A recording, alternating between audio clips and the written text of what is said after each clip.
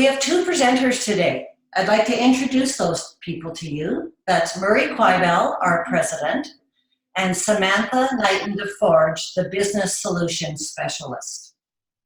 Our focus today is security, flexibility, functionality, really focusing on the new release, 2019 R1. We hope you see some things that are going to be interesting to you, and we're convinced that we can help you and your business. To that end, Murray and Samantha will walk through some scenarios and this new functionality. Samantha, over to you. Thanks, Brenda. Hi, everyone. Thank you for joining today. We're going to be very mindful of everyone's time, and I'm just going to kind of review some of the things that I'm going to take a look at today. Focus on is some of the new functionality, as Brenda mentioned. So some of the things that Acumatica really covered off today and this year, really on their latest release, was security, flexibility, and functionality. So I'm really going to go over some of the new features that they have, which is the multi-factor authentication, WMS functionality, some existing features also to kind of go over some, easy to use navigation tools, as well as some of these business scenarios, just so you guys can see some of the new functionality in 2019 R1. So just to kind of quickly go over some stuff here is we have introduced multi-factor authentication. So that means greater than 2.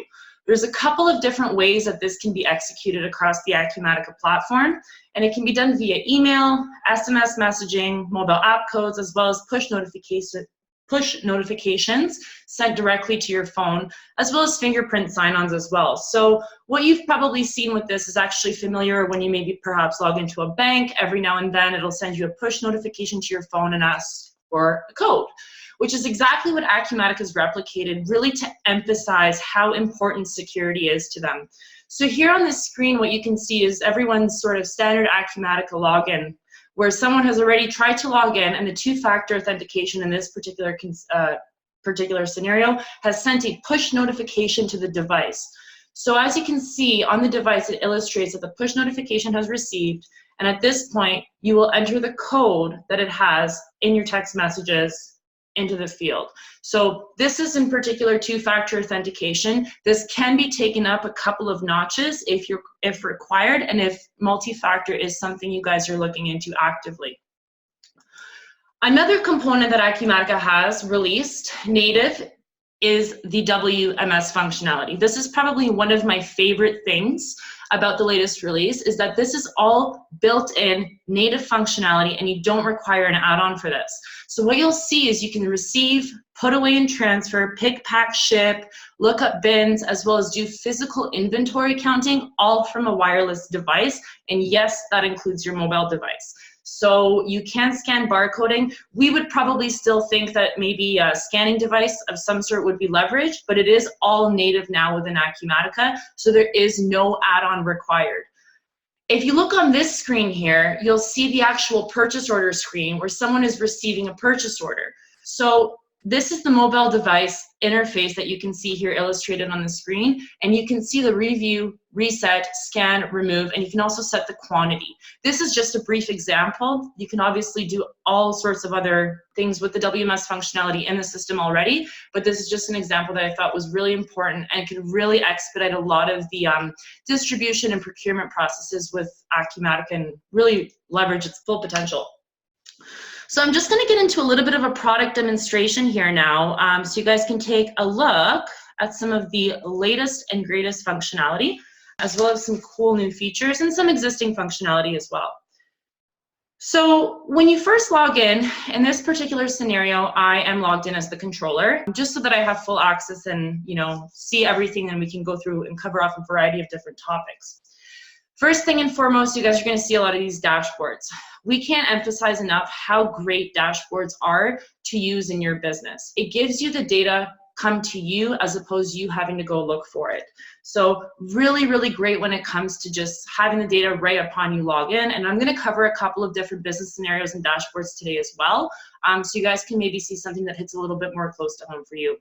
Here we have a couple of dashboards that if I drill down into this one, for instance, the cash required for 30 days, you can see a variety of different tabs as well as some of these balances. So just to kind of go over some old functionality that's not new in 2019 R1, you do have the ability to actually filter by setting parameters on your column bases. So here you can see, you know, is greater than, or equal to, and you can sort of define these as you'd really like.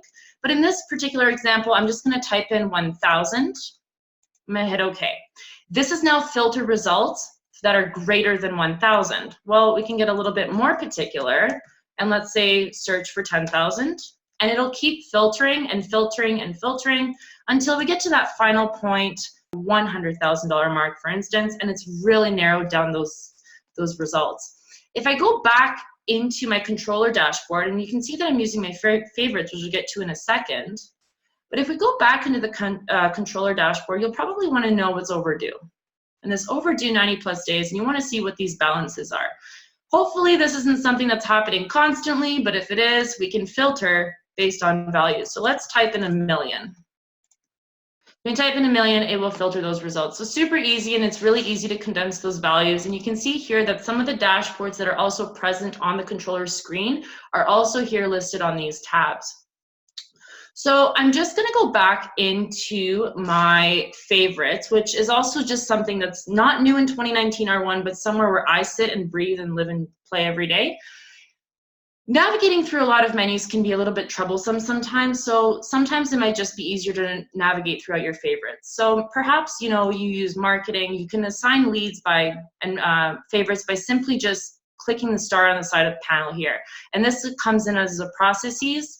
And when we go back into the favorites, we can see that that's been added into our favorites menu. And you can also remove things as well by simply unchecking them and toggling the menu back and forth, and they'll be gone. So just some easy, quick navigation for those of you who don't use favorites or the filtering functionality. Really makes the world of difference if you're looking for that granular data. I do want to get into some more dashboards and some sort of the new functionality, which is super exciting for Acumatica 2019 R1. In this particular instance, I'm logged in as the shipping clerk. If I drill down into the orders to ship, it's going to open up this new tab. And something that you might see that might not be familiar with your user interface is this side panel here. So what I'm going to do is I'm going to click on this sales order right here, and I'm going to whip out this side panel. And when you whip out this side panel, you can control it as much and as little as you'd like, but it really makes that data very, very accessible for your day-to-day operations. So here you can see that I've drilled down on this sales order. I can see all the details. I can see the tax details, the commissions, or anything that's really relevant to the sales order. And I can hide it by just simply hitting the side panel to go back. Now, as I have the side panel open, it will actually show me all the orders and all the order numbers, but as I click on different orders, you'll see that the actual number changes and the sales order changes. So it's no need to really go back into the sales order menu, digging it up, or even having to click and open another tab for that sales order. So just something a little bit easier to consider, and this is new and advanced in 2019 R1. So the side panel does make a lot of people's lives easier, but super interesting as well. I'm going to go into another dashboard here now, and as you can see, I'm constantly using my favorites, but I'm going to go into this warehouse manager dashboard. Some of the things that we want to see and introduce are also what we like to call conditional formatting. Conditional formatting is again new and advanced in 2019 R1, and what you can see is it actually color codes the results based on certain parameters.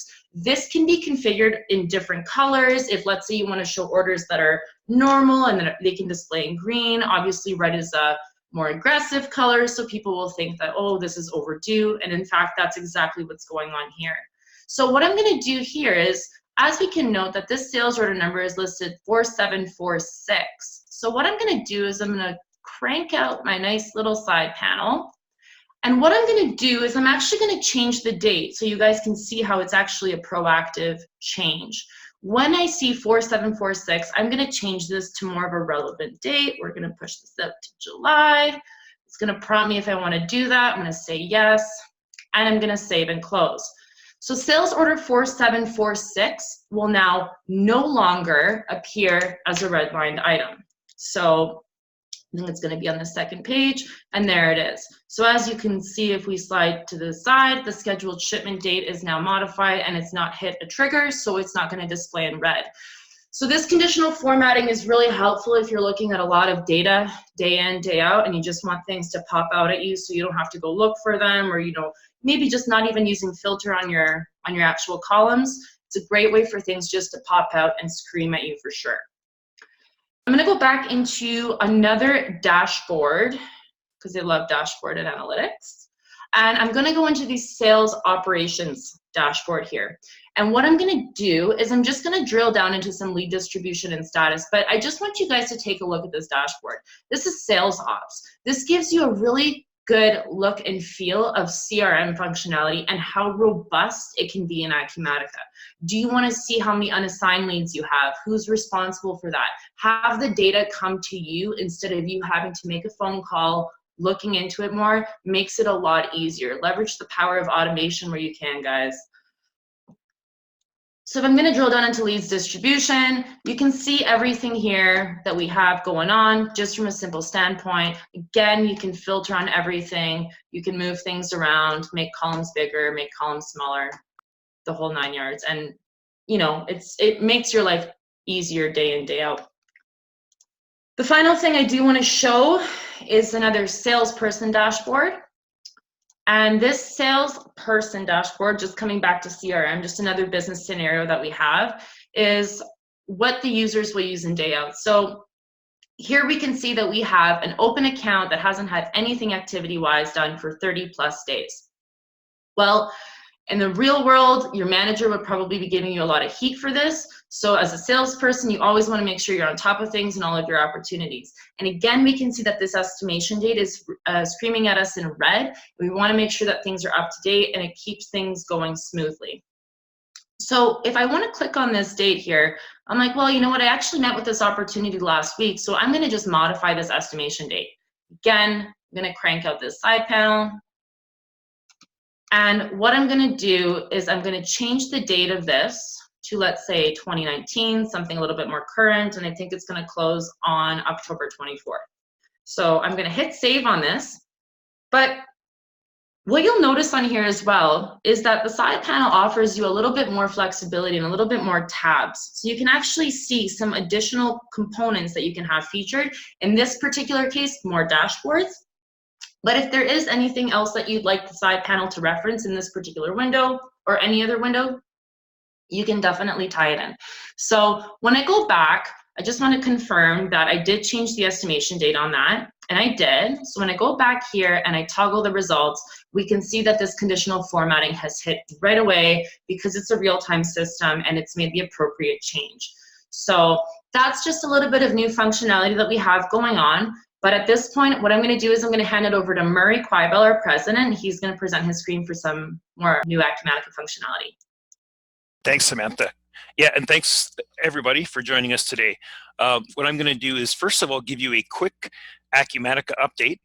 Some of you might have noticed there was a bit of an announcement from Acumatica today, so we'll address that and also give you a little bit more of an update as to what we've consistently seen with Acumatica and some of the things that we're excited about. And after that, I'll get into a little bit more business scenarios featuring just some new functionality areas. First, with the Acumatica update. So just from a logistics kind of point of view, we are featuring Acumatica version 2019 R1. So Acumatica has standardized around 2 major product releases each year. With 2019 R1, it was released around the time of the Acumatica Summit in February, and we'll see 2019 R2 later this year.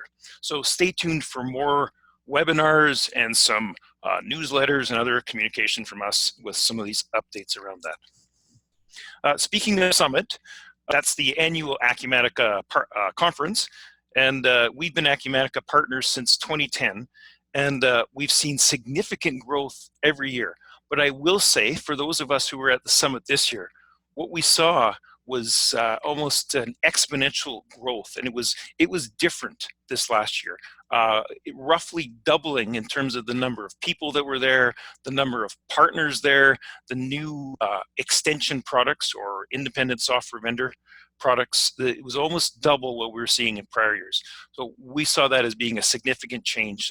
Also doubling and almost doubling in terms of the number of customers and people and employees. So just an excellent growth that we've consistently seen with Acumatica, but just a whole lot stronger over the last year. What we're seeing with Acumatica, it's always been pushing technology into ERP software beyond anyone else. So that started with cloud first, extending into web services and interconnected cloud applications. That's always been where Acumatica's at. But what we're seeing now is Acumatica pushing that technology boundary even further with investments in areas such as artificial intelligence or AI, machine learning, robotics, and analytics. We saw some great demos there, and we expect to see a lot of that. And for a lot of you, you've probably heard of AI and machine learning and those kinds of topics. And typically they're a bunch of buzzwords that we hear. We might hear of analytics in a sports context where in hockey and baseball, that's a big thing. But we rarely see companies such as Acumatica and Aqurus taking those to small and medium-sized businesses. But that's what we were able to do with Acumatica as the platform, and then us as the partner. We've done and will continue to do a lot of really cool things to just help the software automate things that you want to do every day and really help you sell more to your customers, gain new customers, more money on every product. And so what we want to see is you leveraging that technology investment through all the investments that Acumatica is making. But what we can do is make them real to you. So we think that's quite a difference in what Acumatica is doing and what Aqurus can do. So for us, it's not just getting onto a platform and letting you do your day-to-day sales orders. It's part of our continuous improvement strategy that we want to go with you all the time and share knowledge like we do here. So the world doesn't change. We've got new technologies. Amazon is taking over the distribution world. How do we leverage what's going on there to help you all become more competitive? So speaking of change, I mentioned that there's an Acumatica corporate announcement. Coincidentally, it was today. So the announcement was that Acumatica has been acquired by a global private equity firm, EQT Partners. No, we're excited by this, and as is everybody at Acumatica. That's genuine. So what we're seeing is this acquisition is unlike a lot that we see in the industry where it's another product taking on another product, and you're not sure where that's going to go. Acumatica has had private equity investments in the past. This is a little bit larger, it being just an excellent development with far more resources to continue to invest in the product, and invest in marketing, and invest in more of a global presence. And that's probably the key thing with Acumatica is it does greatly enhance Acumatica's global presence. You'll see the spin-offs of that. For us, it's business as usual. For everybody at Acumatica, the executives are staying the same, everything stays the same, the brand is the same. We're going to see that stay the same, plus more resources. So we're all excited about that. If you have any questions, you let me know. We're excited about it. It's just part of the growth that we've seen with Acumatica over the 8 years that we've been involved with it. We love the focus on technology that we've consistently seen.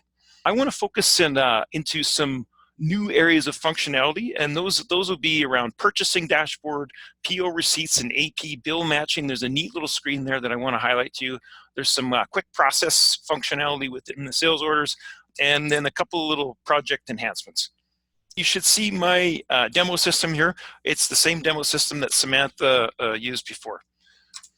So again, I use the favorites all the time too, and I can't emphasize how the navigation around. So we're using the new user interface. So some of you, if you're on an older version of Acumatica, this interface itself might look a little bit different to you. I use searching a lot, and we use favorites a lot. There's different icons here. The whole idea, as Samantha says, we want you to have better access to the data using dashboards and navigational tools helps you navigate around. Of course, I'm logged in as an admin user, so I see everything here. Well, I'm going to get into a purchasing scenario, just show you a couple of things in there, and then get into that purchase receipt. So what this will do, again, we'll see different analytics around low turnover items, high turnover. These are all database or data queries into the actual data of the system. I'm going to just take note of this red box. What this is saying is that there's an overdue receipt. So I'm just going to click on that and see what's going on here. So what this is telling me is that these are late PO receipts. So we expected in this case this product to be received on the 1st of January and it hasn't been received. So I can look at that and take action. So the idea is you want to use this to help you see it might be maybe you haven't updated right purchase order, or maybe you really are looking for that product. But again, the data is in your face and you can take action easily on it. Notice that there are different tabs here common across all the different data inquiries that are behind these dashboards. So what I'm going to do now is I'm just going to look, in this case, I can sort this grid here in the descending order because I'm looking for a particular purchase order. So I'm going to click on this one. In this case, it's a purchase for sale, a particular sales order. So this purchase order has been generated based on a sales order demand for a particular customer. But if I open this up, what I might want to see is well, what's happened? Have we received this? And yes, the status is closed. That's good. What I'm expecting to see is that we've fully received this, but I want to know, do we have an AP bill booked against it? This PO history is a new screen that we have in 2019 R1, and it's one of our customers that we rolled this version out to. That was the first thing they mentioned is like, holy man, Murray, how come you didn't tell us about this screen? But it's one of those areas of functionality that you used to have to run a report for this, but in this case you can see right on screen there could be multiple receipts on the left side, and then you can see them matched up with the AP bills on the right. But it's just one of those kind of extra little screens that they've enhanced to let you see things a little bit better. The other thing I'm going to go, and I'm going to again go back to my favorites. So the next thing I'm going to show you the quick process within sales orders. So I'm just going to navigate to sales orders through my favorites here, and I'm going to enter a new sales order. And as I do this, I'm just going to quickly search for a customer using the text search. So I'm just going to go AC, I'm looking for Acme, and I see Acme Brick Company. I'm going to enter an inventory item, and I'm just going to use a search and pull up my Lego 500-piece set and enter a quantity of 1. The pricing will default to the pricing set up by the company. But what I'm going to do now is I can automate all the functions. So right now I've entered the sales order, but I can automate the create shipment, the confirm shipment, and the creation of invoices and release the invoice. I can do those all in one step if that's what I want to do. Now again, that doesn't, if you're doing a high volume distribution and shipping, you're probably not going to want to run every single one of these ad hoc like this. But if you want to do that, I've got this quick process button. Now this is enabled at the order type. So if you turn it on, it has different options. So here's the pre-configured options. But I actually want to also release the invoice. So what this will do is go through all these. As I press OK, it's going to actually go through all those steps and process the shipment, confirm the shipment. So this presumes that everything is good. That's probably not part of a regular process. You need to enter carriers or boxes and things like that. But if you do have regular orders and you want to fly them out the door quickly, this is the way to do it. So you can see it's created the shipment document, the inventory document, and the AR invoice, and everything is good. If I click on this AR invoice, it's going to take me to my accounts receivable screen, and I can see that there's an open invoice on this account. So with that, with one press, it went through the whole process right from order to invoice creation. So it's one of those usability or flexibility. One of the Acumatica's key focuses that they announced at the summit was workflow and helping the users just be a little bit more efficient in their day. So something like that is just an example of that. Quickly, just in a couple minutes here, I'm just going to get into a couple of project enhancements, and then I'll turn it back to Brenda to wrap it up here. So again, I'm going to pull up a project here. A couple things I'm just going to point out here, and I'll just search for here because I've entered a project called Multi-Currency Project. Because I want to show you the ability to track projects in different currencies. So this has been a fairly significant enhancement to the project system. So you notice that there's a project currency, which could be different than your base currency. So what this allows you to do, so in this case, the project currency is in euros, and it allows you to track project costs and different things like billing rates or underlying costs in that currency. So you can see also you can have a different billing currency, but it allows you to, so in some cases you might want to bill certain resources at a US dollar price, so not have it to be a converted Canadian dollar price, but have it to be a US dollar price. This allows you to do that. So you can set up billing rules and billing rates and track your currencies in that. So, I mean, if you're not running projects or you're not running multi-currencies, this probably isn't that earth-shattering. However, if you do, this has been a very significant enhancement to that. The last one I'll show you quickly is the project budgeting enhancements. So quickly, I'm just going to pull up an example of how some of the budget enhancements. I'm just going to pull up an existing project here where you can see we can track revisions. So this is revision 1, and it's taking the budget and splitting it out in each of 6 months. So there's some different wizards here for, you can add periods, change the project budget, update forecast lines. You can copy this revision, create another revision, but really some of this has enhanced the budgeting significantly. You used to have kind of one area to do budgeting, and that was about it. Okay, so those are just a few quick things I wanted to point out. There's a lot of enhancements there. Let us know if you have anything else, but for now I'm going to turn it back to Brenda and to wrap up. So thanks for joining us again. As Murray mentioned, one of our mantras is continuous improvement. Once we get you installed and up and running, we're always looking for ways to make your business better and help you meet those growth targets that you've got. Over the next few days, we'll be connecting with each of you, trying to gather feedback, ideas for future webinars, and understand how we can assist you further with your current opportunities. I want to remind you that the Stampede is coming, and Aqurus will be taking part in a Stampede event on July 9th, so watch your mailbox for an invitation. We'll also be hosting some more webinars once we get some feedback from each of you. We are thinking some of the things that we would like to show you are the enhancements around manufacturing, and also how integrated e-commerce and customer portals can add to your business. If you have any questions, please don't hesitate to reach out to any of us. You've got Murray, Samantha, and my contact information on the screen. I know each of you have it in your personal contact list as well. Again, thank you very, very much for joining us today, and we'll be in touch.